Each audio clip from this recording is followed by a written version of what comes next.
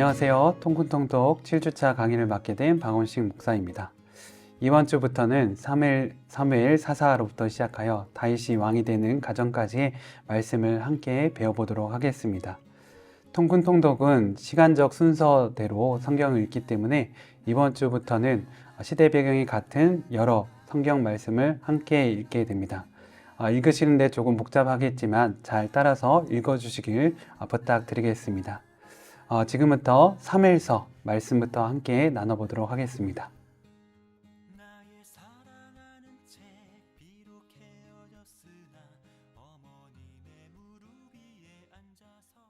사무엘상에서는 어둠의 시대였던 사사시대가 끝나고 통일한국 시대로 넘어가는 과정을 다루게 됩니다.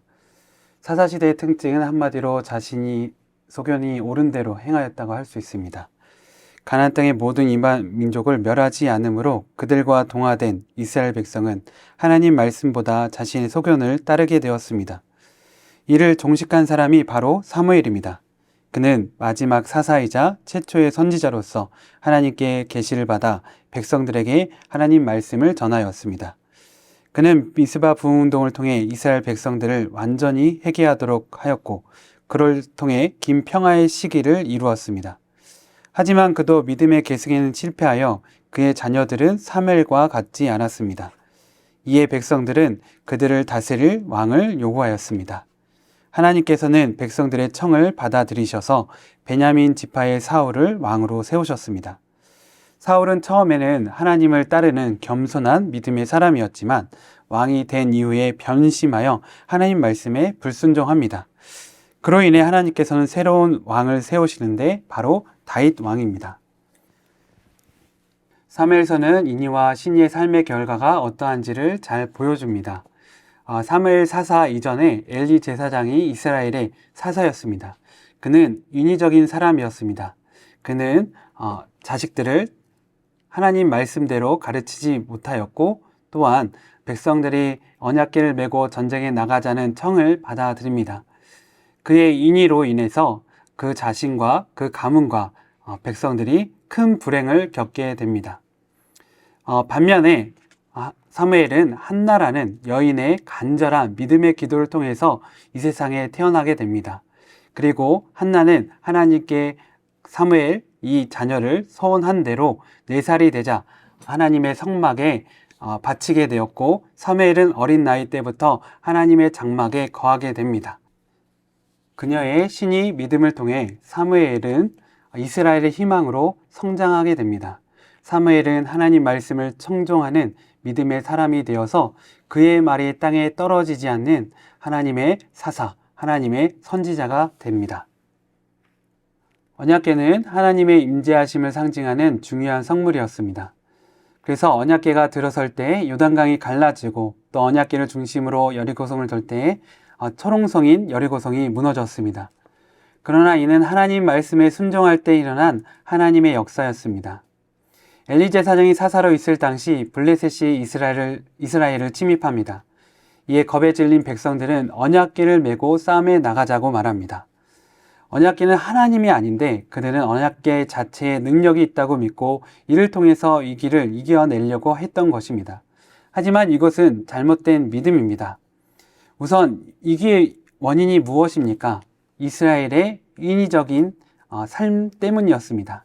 하나님의 뜻을 따르지 아니하고 자신의 소견대로 살았던 그들의 삶이 이 길을 불러낸 것입니다. 이에 대한 회개가 없이 하나님의 도우심을 바란다는 것은 잘못된 믿음입니다. 두 번째로 하나님 말씀이 없었습니다. 그들은 먼저 하나님의 뜻을 구하지 아니하고 자신의 생각이 하나님의 뜻과 동일하다는 교만한 생각을 가지게 됩니다. 그로 인해서 그들이 언약궤를 메고 갔을지라도 아무 능력이 나타나지 않았습니다. 세 번째로 하나님께서 구별한 중요한 성물일지라도 그 물건 자체에는 능력이 없습니다. 능력은 하나님 말씀에 있습니다. 말씀을 통해 사람이나 물건이 능력을 갖는 것이지 말씀이 없으면 그것은 아무 능력을 나타낼 수 없습니다.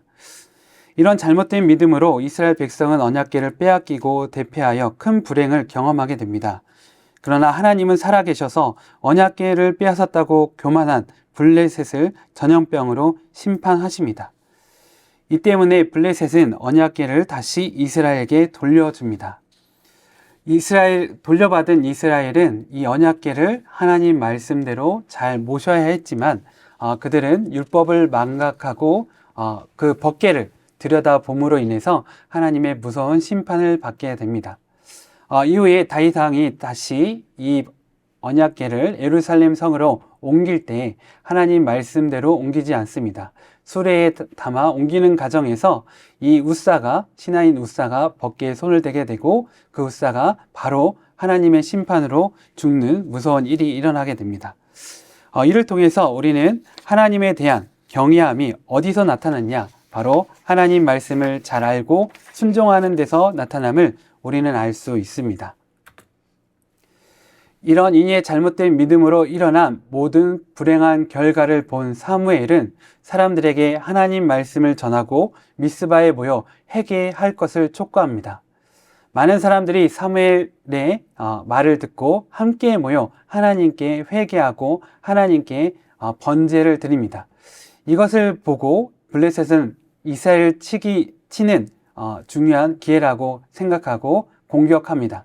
하지만 하나님과 함께하는 이스라엘을 이길 수 없었습니다. 하나님의 놀라운 능력으로 크게 패한 블레셋은 사무엘 생전에 이스라엘을 더 이상 괴롭히지 못했습니다.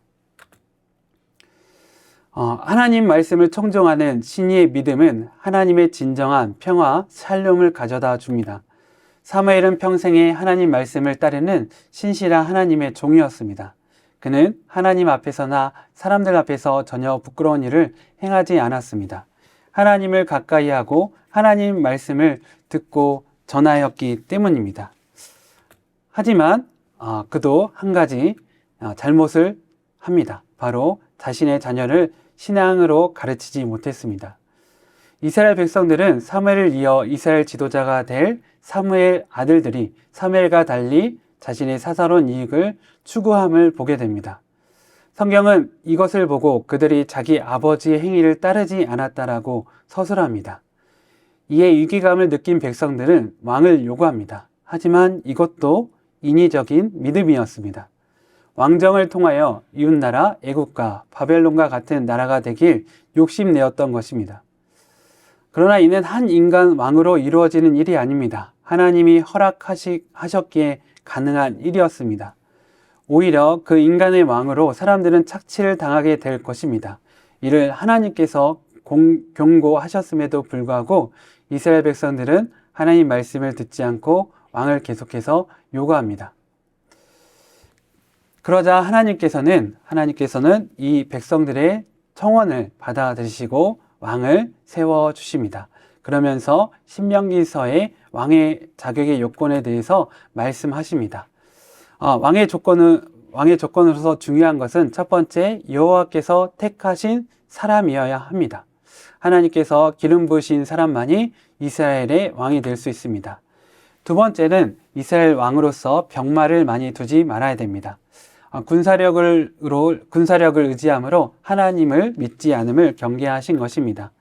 세 번째로 아내를 많이 두지 말 것을 하나님께서는 당부하셨습니다. 아내를 많이 둠으로 인해서 다른 많은 향락적인 문화나 세상 문화에 타락할 것을 염려하신 것입니다. 네 번째로 은금을 많이 두지 말 것을 하나님께서 말씀하셨습니다. 또 다섯 번째로 평생에 하나님의 말씀, 율법을 지켜 행할 것을 말씀하셨습니다. 이스라엘 왕은 신의의 사람으로서 하나님을 사랑하고 자신의 백성들, 이스라엘 백성을 사랑으로 섬기는 믿음의 사람이 되어야 했던 것입니다. 이런 말씀을 통해서 하나님은 인의가 잘못된 것이고 우리는 인의를 회개해야 되며 이 인의를 그칠 것을 말씀하십니다. 그리고 신의로 살아갈 것을 하나님께서는 우리에게 강력하게 권면하고 계십니다. 이런 과정을 지나서 이스라엘은 통일왕국 시대로 접어들게 됩니다. 하나님께서는 이스라엘 백성을 청원을 받아들여서 사울이라는 사람을 왕으로 세우십니다. 사무엘 선지자는 사울에게 기름을 부어 그가 이스라엘 왕이 되도록 하였습니다. 사울 왕은 본래 훌륭한 사람이었습니다. 훌륭한 왕이었습니다. 그는 겸손한 사람으로서 하나님 말씀을 청종하는 사람이었습니다. 그래서 그는 왕이 되어서 이스라엘을 훌륭하게 통치하였습니다. 우선 그는 이웃나라의 침입으로부터 나라를 지킨 용사였습니다. 또한 분열된 12지파를 하나가 되도록 하였습니다. 성경에 따르면 우상 숭배도 열심히 타파한 믿음의 사람이었습니다. 하지만 그는 왕이 되어서 교만함으로 하나님 말씀에 불순종하였고 결론적으로는 불행한 왕이 되고 말았습니다. 사울 왕은 세 가지 면에서 하나님 앞에 죄를 범하게 됩니다. 첫 번째로 사무엘 제사장 없이 제사를 드린 것입니다. 본래 제사는 레위인이나 제사장만이 드릴 수 있었습니다. 하지만 이 사울 왕은 사무엘 선지자가 오지 않는 것을 보고서 자신이 직접 하나님께 번제를 드리게 됩니다. 그를 통해서 하나님의 징계를 받게 됩니다. 두 번째로는 하나님의 뜻을 구하지 않고 금신력을 선포합니다. 이로 인해서 자신의 아들 요나단과 군사들을 위기에 빠뜨리게 됩니다. 세 번째로 하나님께서는 진멸하라는 이방 민족을 진멸하는 명령을 자기 식으로 받아들여서 좋은 짐승들을 남겨두고 이 왕을 살려둠으로 인해서 하나님 말씀에 결정적으로 불순종하는 모습을 보여주었습니다.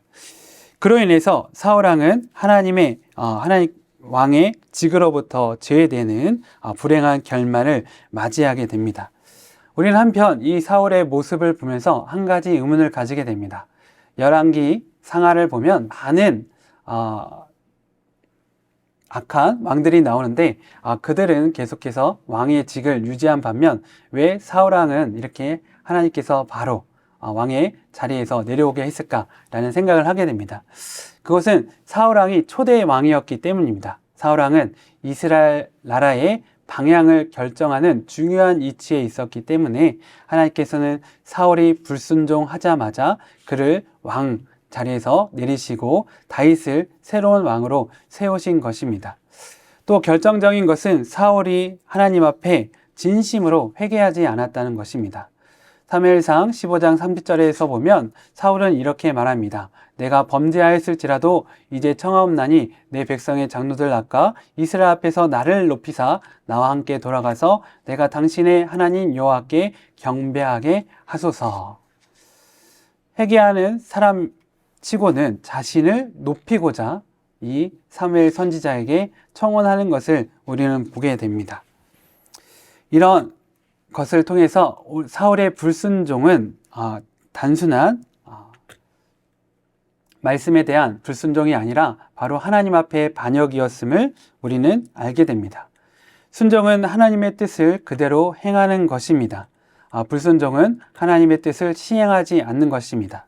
반면에 반역은 하나님의 뜻을 자기 식으로 재해석함으로 자신의 뜻대로 이행하는 것이 반역입니다. 이런 죄로 인해서 사울로부터 하나님이 떠나게 됨을 우리는 보게 됩니다. 사울은 이전에 하나님의 영이 머무는 사람이었지만 이 죄로 인해서 하나님의 영이 떠나게 되고 악령이 그에게 머무는 것을 우리는 보게 됩니다. 이런 반역의 단계를 보면 첫 번째, 자기 자신에게 예민하게 반응하고 자기 생각을 찾는 단계에서 시작합니다. 하나님을 주목하지 않고 자신의 주목함으로 인해서 자신의 생각에 확신을 가지게 됩니다. 그러면서 세 번째로 자기 중심성이 견고해집니다. 그리고 마지막으로 하나님 말씀에 결정적으로 불순종하고 자신의 뜻을 행하게 되므로 망가지는 단계에 이르게 됩니다. 사울은 이 모든 단계를 행함으로 인해서 불행한 왕이 되고 말았습니다. 회개란 헬라어로 메타노에오라고 합니다. 메타는 달리라는 뜻의 단어이고 노에오는 생각하다는 단어입니다. 그래서 이 말을 합쳐서 풀어보면 달리 생각하다 라는 뜻이 됩니다. 히브리어 회개라는 단어도 가는 길을 돌아간다는 뜻이 있습니다. 즉 회개란 생각을 완전히 바꾸는 것을 말합니다. 이전의 생각을 버리고 하나님께서 주시는 말씀대로 따르고자 하는 것이 바로 회개인 것입니다. 그래서 감정이나 기분이나 느낌을 바꾸는 것이 아니라 새로운 삶을 살아가는 것이, 새로운 행동을, 하나님 말씀에 순종하는 행동을 하는 것이 진정한 회개라고 할 수 있습니다. 사울이 버림받은 결정적 이유는 이런 회개를 하지 않고 여전히 자기 중심적인 삶을 살았기 때문입니다. 이를 통해서 하나님께서는 다윗을 새로 기름을 부어 왕으로 세우십니다. 그리고 하나님의 영이 임한 이 다윗은 하나님의 세우신 왕으로서 준비되어 갑니다. 그것을 잘 보여주는 것이 바로 골리앗과 싸우는 장면입니다. 이 블레셋이 이스라엘을 침입합니다. 그리고 골리앗이라는 무장을 앞세웁니다. 이 골리앗은 다른 모든 사람들보다 훨씬 키가 큰 거인이었습니다. 성경 말씀에 따르면 무려 2m 80에 이르는 키의 거구의 거인이었고, 갑옷 또한 57kg가 넘는 중무장한 용사였습니다. 또한 그의 무기 또한 무서운 사람을 단번에 죽일 만한 무서운 무기를 가지고 있었습니다. 이에 겁을 먹은 이스라엘 군사들은 아무도 그와 맞서 싸우지 못했습니다. 하지만 하나님을 믿는 용사였던 다윗은 물매와 돌을 가지고 이 골리앗과 맞서 싸웁니다. 골리앗은 자신이 가진 무장을 가지고 싸움에 나왔지만 이 다윗은 하나님의 이름으로 나가 싸웠습니다. 사무엘상 17장 45절 말씀을 보면 다윗이 블레셋 사람에 이르되 너는 칼과 창과 단청으로 내게 나아오거니와 나는 만군의 여호와 이름 곧 내가 모욕하는 이스라엘 군대의 하나님의 이름으로 내게 나아가노라 라고 이렇게 선포하며 골리앗과 싸우게 됩니다. 결과는 다윗의 승리로 골리앗은 다윗의 칼에 죽게 됩니다. 이를 통해서 진정한 능력은 하나님을 향한 믿음임을 우리는 볼 수 있습니다. 하나님만을 의지하고 하나님의 이름을 선포하며 나아갈 때 우리는 이 세상 가운데 승리할 수 있습니다. 다윗은 이를 통해서 만방에 하나님께서 기름 부으신 왕임을 알리게 되었습니다. 이로 인해서 사울의 미움을 받은 다윗은 사울의 공격을 피해서 도망자의 삶을 살아가게 됩니다. 다윗은 절대 사울에게 대항하지 않았습니다. 왜냐하면 사울은 하나님께서 세우신 왕이었기 때문입니다. 그는 끝까지 어려운 가운데서도 하나님 말씀을 믿고 따르는, 하나님과 항상 함께하는 사람이었던 것입니다. 이런 다윗의 믿음을 잘 보여주는 말씀이 시편 23편 말씀입니다. 시편 23편 말씀, 우리 모두가 잘 아는 말씀입니다. 다윗은 사울 왕에게 쫓겨 어렵고 힘든 가운데서도 항상 하나님을 찬양하였고 하나님께서 반드시 그를 도우심으로 하나님의 놀라운 역사를 이루실 것을 믿어 의심치 않았습니다. 특별히 항상 하나님과 동행하는 삶을 통하여서 어렵고 힘든 순간에서도 마음의 위로와 평안을 얻었음을 우리는 볼 수 있습니다. 중요한 사실은 그가 어렵고 힘든 순간에서도 하나님을 떠나지 아니하고 하나님의 집에 영원히 살기를 기도하였다는 것입니다. 우리 또한 이런 다윗의 믿음을 본받아서 항상 언제든지 심지어 어렵고 힘든 그 순간에도 하나님을 믿고 따르는, 하나님을 찬양하는 삶을 살아야 할 것입니다. 이로 인해서 사울은 불행한 죽음을 맞이하게 되었고 그로 인해서 이 일을 통하여서 다윗의 왕조가 열리게 됩니다. 사무엘하 말씀을 보면 다윗이 왕이 되어가는 과정을 1장에서 12장까지 우리에게 보여주고 있습니다.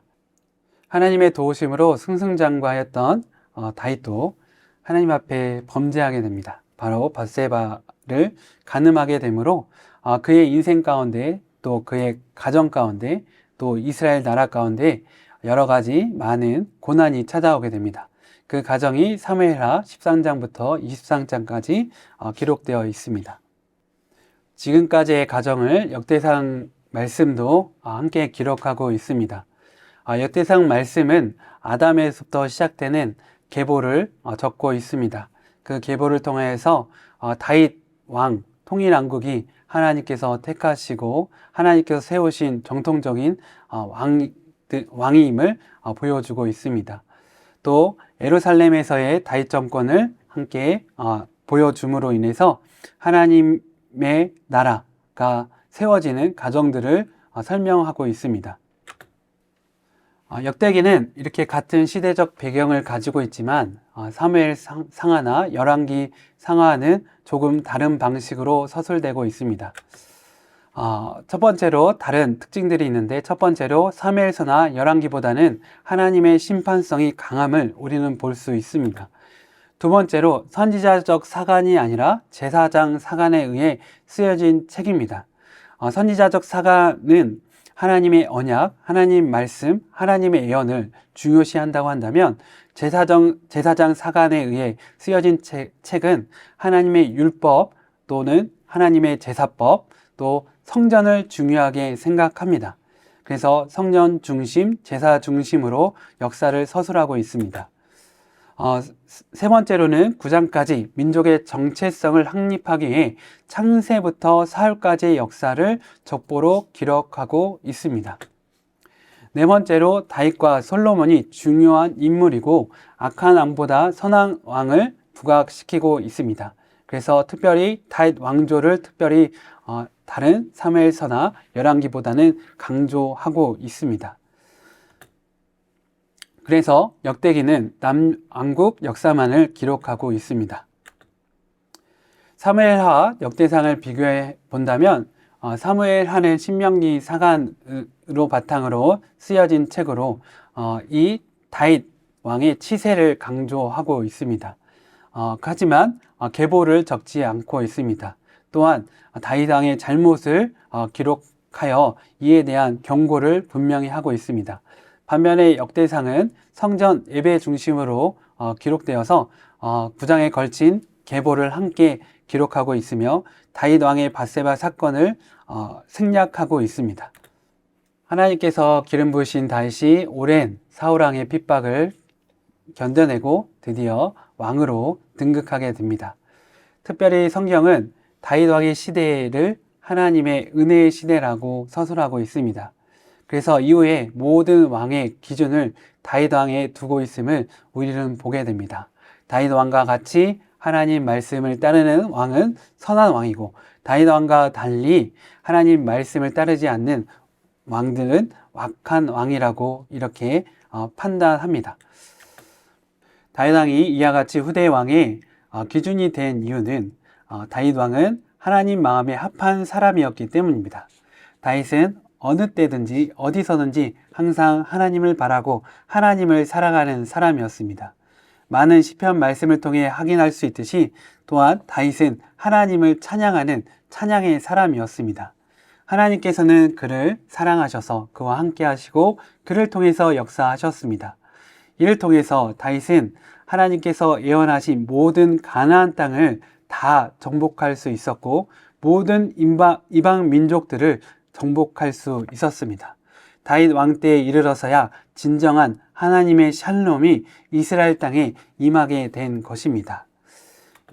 이런 다윗의 신의적인 믿음의 삶을 잘 보여주는 사건이 바로 법궤를 예루살렘 성으로 모시는 말씀입니다. 다윗은 오랜 준비 기간을 통해서 기도를 통해서 하나님의 언약궤를 예루살렘 성으로 모시게 됩니다. 그리고 성경 말씀에 따르면 그의 옷이 벗겨지는 것을 모를 정도로 하나님 앞에 춤을 추며 찬양하였다고 선포하고 있습니다.